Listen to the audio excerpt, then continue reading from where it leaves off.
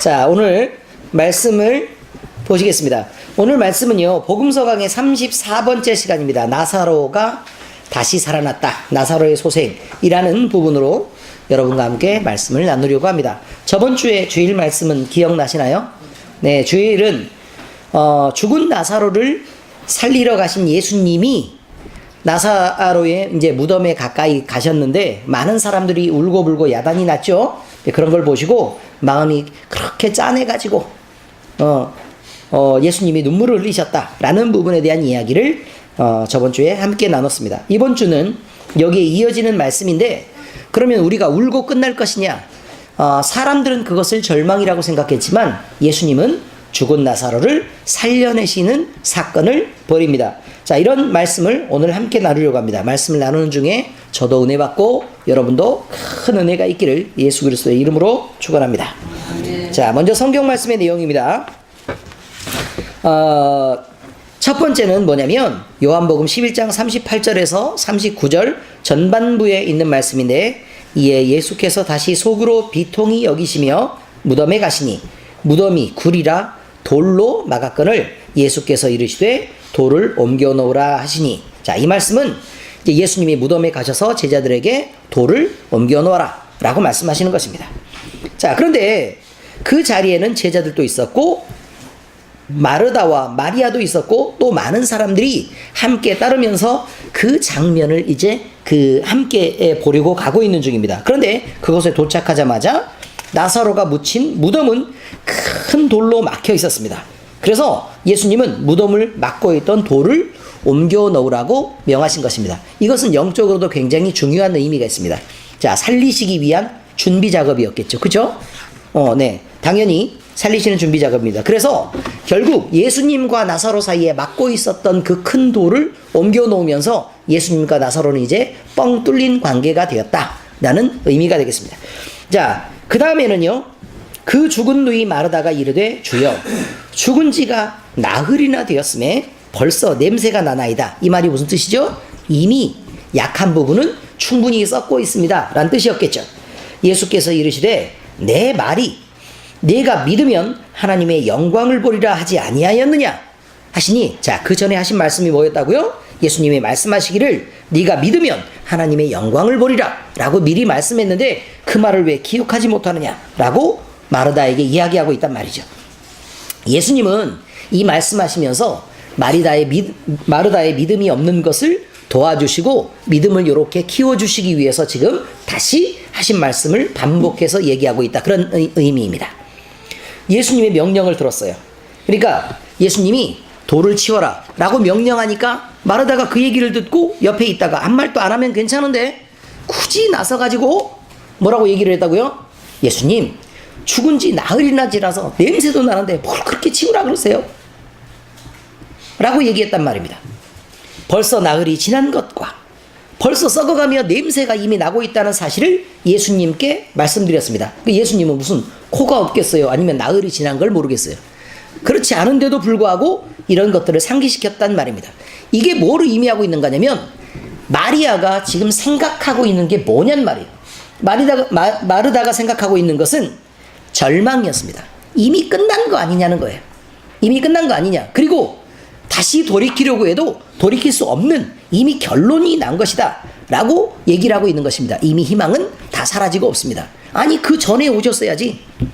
그래야 병을 고치시고 뭘 어떻게 해볼 수 있는데 이미 죽고 나서 나흘이나 지난 후에 오셔가지고 이렇게 하시면 저 입장도 좀 불편하고, 굳이 그렇게 애쓰셔도 안 될 것 같으니까 그만하시죠. 이렇게 얘기하고 있는 거잖아요.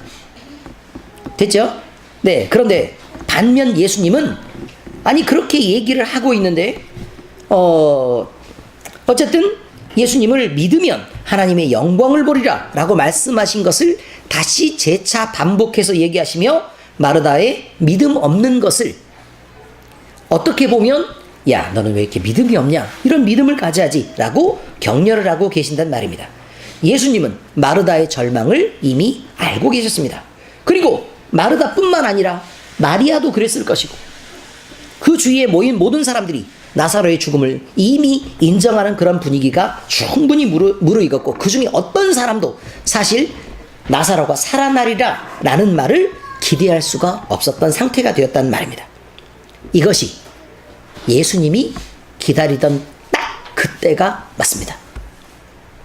사람으로는 단 한 사람도 희망이 없고 하나님이 아니면 절대로 어떤 일도 일어날 수 없는 이런 상황, 이런 때까지 예수님은 기다렸다는 말입니다. 이때가 하나님의 영광을 위한 때이며 우리 인간에게는 없는 믿음을 바꿔놓으실 그런 때이고, 하나님을 제한하는 사람에게 하나님의 능력이 어떤 것인가를, 하나님의 존재와 그 다음에 하나님이 살아계시는 능력을 드러내실 때가 바로 이때다 라는 것입니다. 예수님을 모신 이후에 우리의 신앙들도 마찬가지죠. 우리의 합리적인 생각에서 이미 결론이 나버린 일들은 이제 다 끝났다라고 믿어지면 우리는 기도도 멈추고, 또 예수님이 계셔도 이미 끝난 거니까 아유 이미 틀렸어 라고 포기하는 일이 다반사입니다. 그래서 예수님을 필요로 하지 않습니다. 이것이 하나님을 제한하는 일이며 우리가 이성으로 하나님을 부인하는 일이라는 것을 모른 채 그렇게 행동하고 있습니다. 하나님은 완벽한 찬스를 기다리고 계십니다. 하나님은 우리가 제한한다고 해서 제한을 받으시는 분이 아닙니다. 단지 우리의 믿음의 훈련을 통해서 하나님이 일하시는 그 때를 정확하게 하나님이 정하시고, 우리가 성장할 만한 때, 우리의 믿음이 정말 이거라고 생각했을 때 그걸 깨뜨릴 만한 그때를 하나님이 기다리시며 하나님이 은혜를 주시는 그때를 늦춰가실 뿐이라, 그런 말입니다. 자, 그 다음에 돌을 옮겨놓은 뒤 예수님은 하나님께 이제 기도를 하십니다. 그런데 기도를 하시는데 이 기도의 내용이 어떻게 기도가 되어 있는 거냐면, 예수님이 그 전에 기도하셨다 아니면 지금 그때 기도하셨다라는 부분에 대한 내용이 나와 있습니다. 잘 들어보셔야 됩니다. 살려달라고 기도한 게 아니고요, 돌을 옮겨놓으니 예수께서 눈을 들어 우러러보시고 이르시되, 그럼 하나님을 봤다 그 말이죠. 그리고 말씀하시되 아버지여 내 말을 들으신 것을 감사하나이다. 그럼 이미 지금 기도하고 있어요? 아니면 들으실 것을 감사했어요? 들으신 것을 감사했어요? 들으신 것을 감사했단 말이니까 이미 그 전에 어떻게 돼 있죠? 이미 기도가 돼 있단 말이죠. 이미 기도가 돼 있단 말입니다. 항상 내 말을 들으시는 줄을 내가 알았나이다. 자, 그러면 늘 기도를 하면서 이미 기도가 지금 이미 올라갔고, 예수님이 드린 기도는 하나님께서 이미 응답을 하신 상태란 말입니다. 이미 응답을 하신 상태예요. 자, 그러니까 그러면 여기서요, 응답을 하신 상태니까 잘 들어보시면 이미 나사로가 살았을까 아니면 안 살았을까라는 거죠. 지금 시점에. 자, 그 다음 얘기예요. 이 말씀을 하옵는 것은, 자, 그런데 굳이 내 말을 들으신 것을 감사합니다 라고 감사 기도를 올려드리는 이것은 사람들이 예수님을 보고 둘러선 무리를 위함이니 곧 아버지께서 나를 보내신 것을 그들로 믿게 하려 함이니라. 이런 말이죠. 뭐 하면서 믿게 하려 한다고요? 기도를 하신 것을 보고 하나님을 믿게 하려고 한다, 그런 말입니다. 그러니까 기도는 사람 들으라고 하는 기도예요, 아니에요? 네, 아니에요. 사람들이 예수님이 기도하시는 걸 사람 들으라고 이렇게 하는 거구나, 그런 게 아니고, 예수님이 기도하셨을 때 하나님이 응답하시는 것을 보고 하나님이 보내신 분이구나 라는 걸 알게 하기 위해서 지금 이런 기도를 했다, 그런 말이죠. 자, 돌을 옮겨놓은 예수님이 이렇게 기도했는데요, 하나님께 감사하는 기도를 먼저 드렸고, 그 다음에 지금 행하시려고 하는 이적의 목적이 무엇인가 라는 것을 다시 말씀하고 계신다, 그런 말이에요. 예수님의 이적을 행하시는 목적은 이거죠. 하나님의 뜻과 어떻게 되어 있다? 일치하고 있다, 이런 말이에요. 하나님의 뜻과 정확하게 일치하고 있다. 그리고 그 목적은 이적을 보고 듣고 체험하는 이들에게 무엇을 주기 위함이다? 믿음을 주기 위함이다, 그런 말이죠. 예수님이 오신 이유, 즉 하나님께서 예수님을 보내신 이유는 하나님의 생각과 예수님의 생각이 똑같은데 바로 이것이었습니다. 믿음을 갖게 하는 것.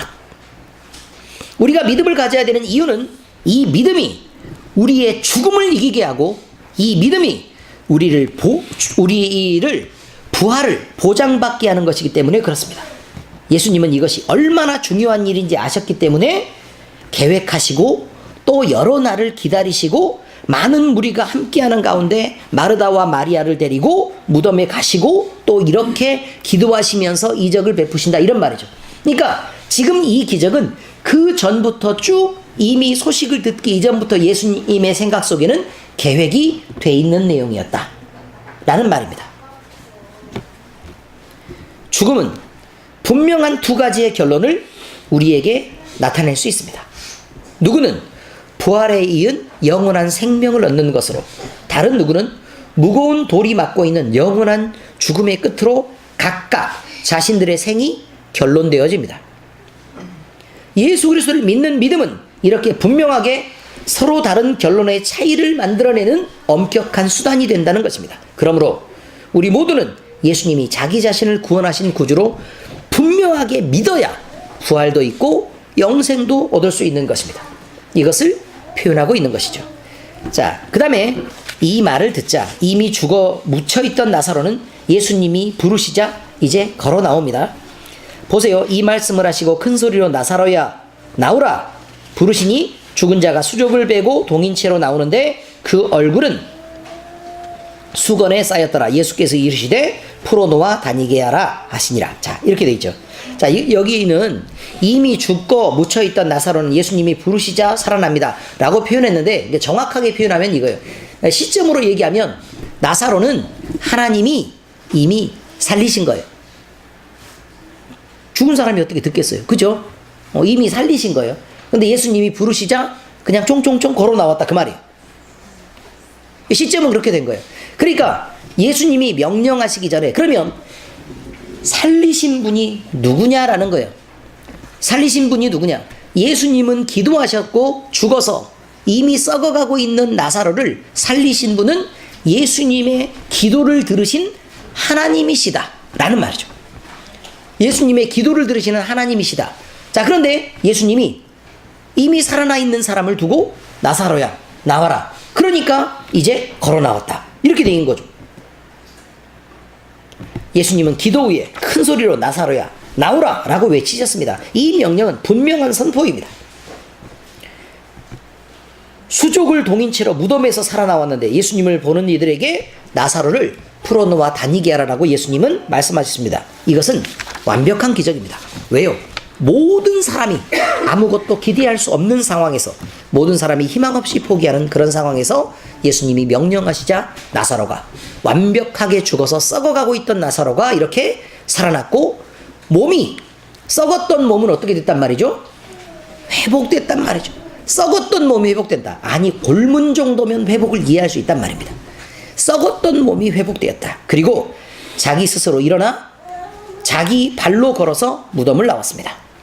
그곳에 모인 모든 사람들이 그것을 보았고 하나님께 모든 영광을 올려드렸습니다. 이것이 예수님이 계획하셨던 시나리오입니다. 자신들이 만난 이 깊은 슬픔을 벗어날 수 있을 것이라는 희망을 완전히 단념해버렸던 모든 사람들은 예수님이 명령하시자 펼쳐지는 이 기적의 순간들을 함께 체험하게 됩니다. 그리고 살아계신 하나님의 능력을 보았습니다. 예수님이 하나님이 보내신 분명한 하나님의 아들이라는 것을 증명받았습니다. 여러분, 우리는 살아계신 예수님을 믿는 사람들입니다. 우리는 그래서 죽어도 다시 살아나고 영원히 죽지 않을 것이라는 고귀한 소망을 품은 사람들입니다. 우리는 지금 예배하는 이곳 엘림교회가 우리의 믿음을 회복해야 하는 고결한 장소인 것을 분명히 알고 기억해야 합니다. 우리도 나사로처럼 무덤에서 걸어 나오는 다시 사는 소망을 품는 믿음을 회복해야 합니다. 이 믿음을 갖는 것이 예수님을 이 땅에 보내신 하나님의 뜻이고 예수님이 우리에게 오신 목적인 것입니다. 자, 이 말씀을 통해서 하나님은 무엇을 우리에게 깨닫게 하려고 하시는가? 이 안에 포함된 영적인 의미들을 다시 한번 꺼내보려고 합니다.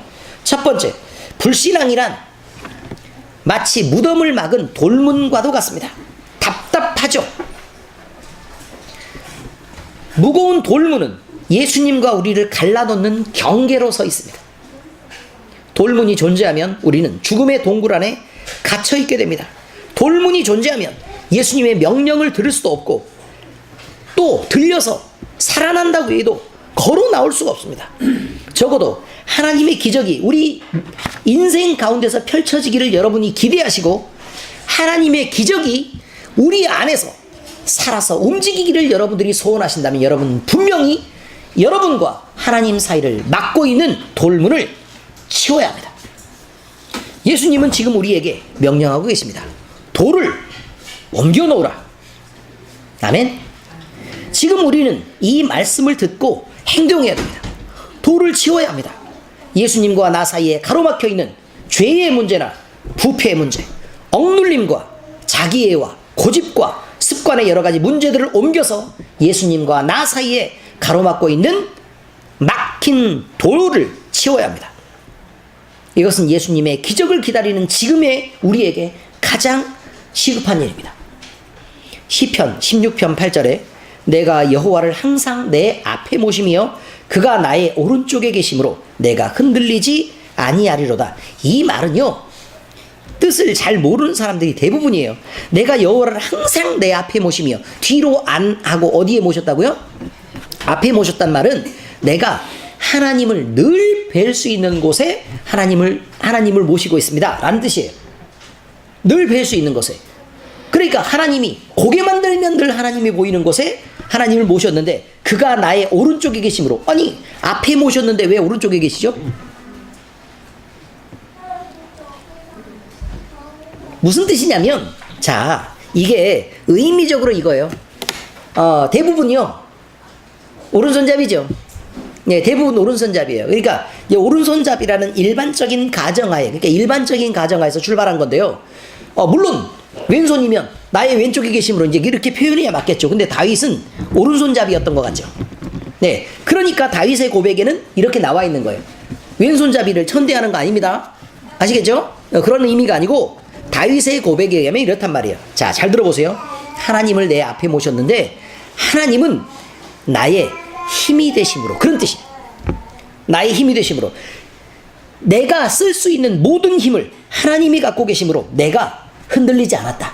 이 말은 나 스스로에게 모든 일을 맡겨놓으신 게 아니고 하나님이 내 일을 맡으셨다 라는 말로 이렇게 쓰는 것입니다. 다시 읽으면 이렇죠. 내가 여호와를 항상 내 앞에 모시며 그가 나의 오른쪽에 계심으로 내가 흔들리지 아니하리로다. 아멘. 네, 그런 뜻입니다.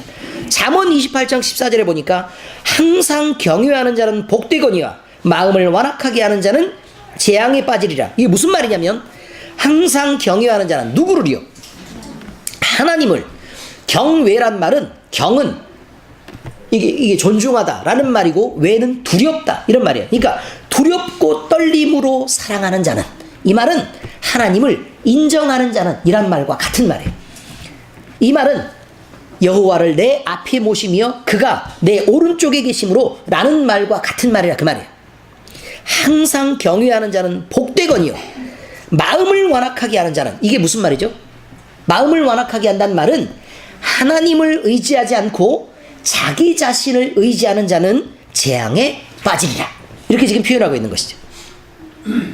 히브리서 3장 15절에 보니까 성경에 일렀을 때 오늘 너희가 그의 음성을 듣거든 격노하게 하던 것 같이 너희 마음을 완고하게 하지 말라 하였으니, 그러니까 여러분 고집을 피우고 여러분 마음속에 하나님을 밀어내거나 아니면 하나님을 막아서는 여러 가지, 그 앞쪽에 얘기한 거 이거예요.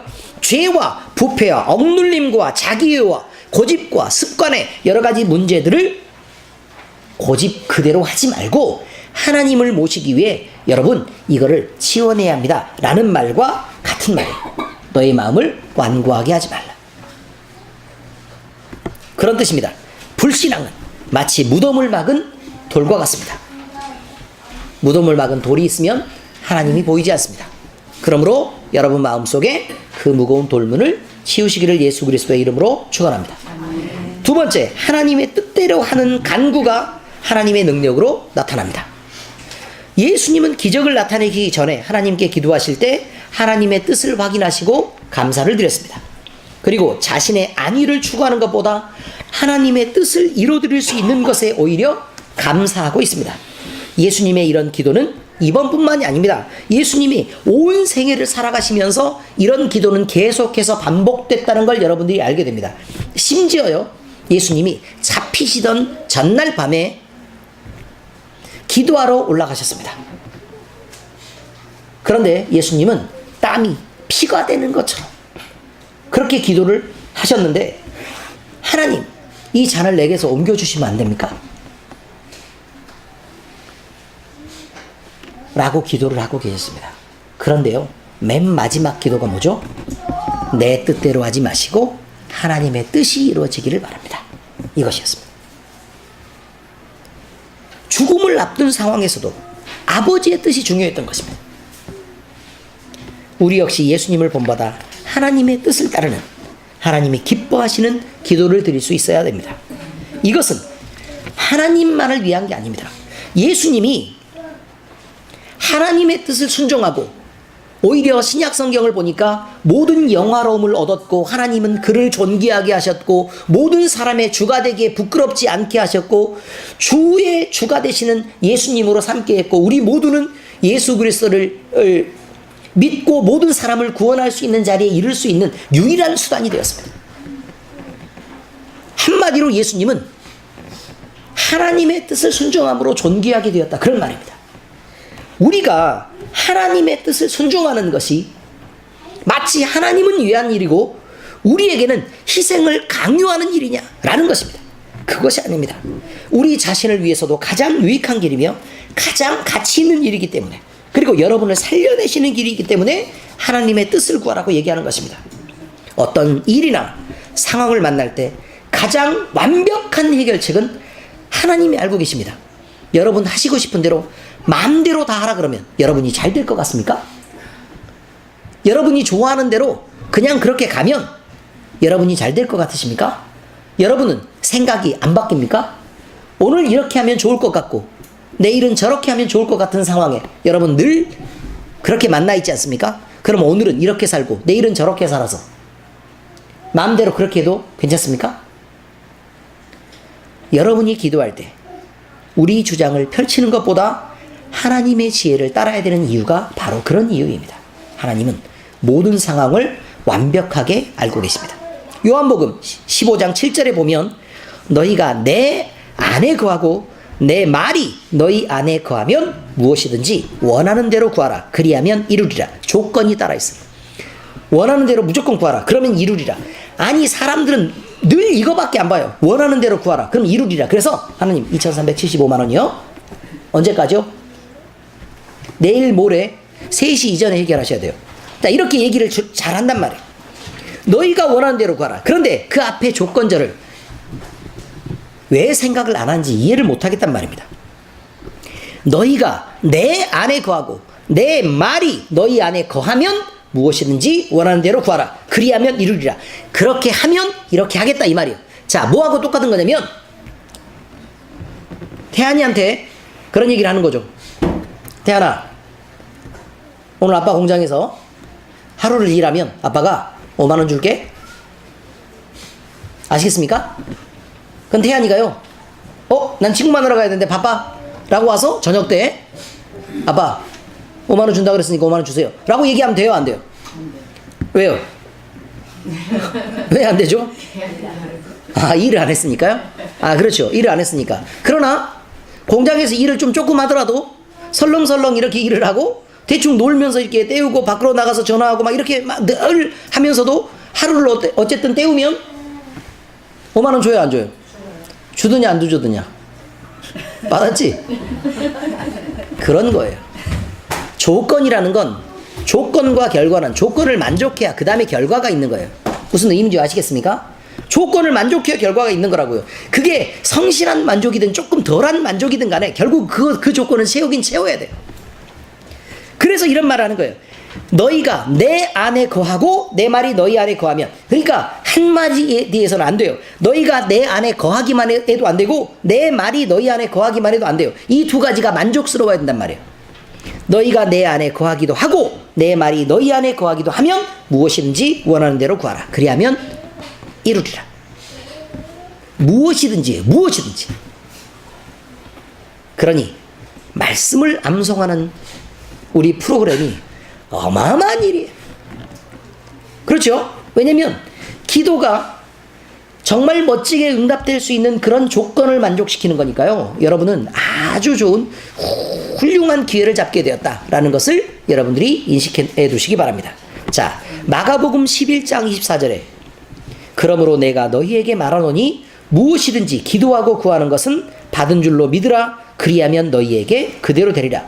그러니까 여러분, 요한복음과 마가복음 중 어떤 걸 더 좋아하겠어요, 사람들이? 요한복음과 마가복음을 어떤 걸 더 좋아하겠어요? 자, 다시 읽어드릴게요. 요한복음. 제가 몇 장 몇 절이라고 얘기 안 해요. 자, 고개를 들고 잘 보세요. 제가 읽어드릴게요. 너희가 내 안에 거하고 내 말이 너희 안에 거하면 무엇이든지 원하는 대로 구하라. 그리하면 이루리라. 요한복음 말씀이에요. 두 번째, 마가복음. 그러므로 내가 너희에게 말하노니 무엇이든지 기도하고 구하는 것은 받은 줄로 믿으라. 그리하면 너희에게 그대로 되리라. 어떤 걸 좋아하겠어요? 마가복음이 좋죠. 왜요? 별게 없는 것 같잖아요. 별게 없는 것 같이 보이죠? 여러분, 그런 요한복음이 쉬워요. 요한복음이 쉽다고요. 왜냐하면 마가복음은 그러므로 내가 너희에게 말하노니 무엇이든지 기도하고 구하는 것은 받은 줄로 믿으라. 그리하면 너희에게 그대로 되리라. 자, 동사만 읽으면 믿으라. 그러면 되리라. 이거예요. 믿어져야 믿죠. 그렇지 않습니까? 뭘 믿어져야 믿죠. 문제는 그거예요. 그러면 믿는다는 것은 무엇을 전제하고 있는 거냐면 예수님의 말씀을 믿는 걸 전제하고 있는 거예요. 예수님의 말씀을 믿고 그 말씀이 우리 안에 녹아서 아, 진짜 그렇구나 라고 인정함이 있을 때 믿어지는 거란 말이에요. 그러면 그 인정함이 있으려 그러면 결국 뭘 만족해야 되느냐? 너희가 내 안에 거하고 내 말이 너희 안에 거하면 이란 말이 만족되어야 그러면 믿으라가 되는 거예요.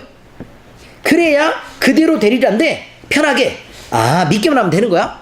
아, 그럼 이걸로 할래. 이렇게 되는 거죠. 참 덜 똑똑해. 그렇죠?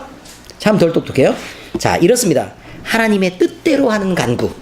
그 간구가 하나님의 능력으로 나타나서 여러분에게 돌아올 것입니다. 아멘? 네, 세 번째입니다. 성도는 장차 무덤에서 살아나 영원한 생명을 누리게 될 것입니다. 우리는 이제 예수 그리스도를 믿었으면 죽음을 걱정하지 않아도 괜찮습니다. 이미 예수님을 믿고 구주로 영접한 우리는 죽음이 절대적인 권세를 갖지 못하기 때문에 그렇습니다. 우리는 죽을 수 있습니다. 그러나 우리의 죽음은 영혼이 몸으로부터 분리되어 우리의 고향으로 돌아가는 것을 의미합니다.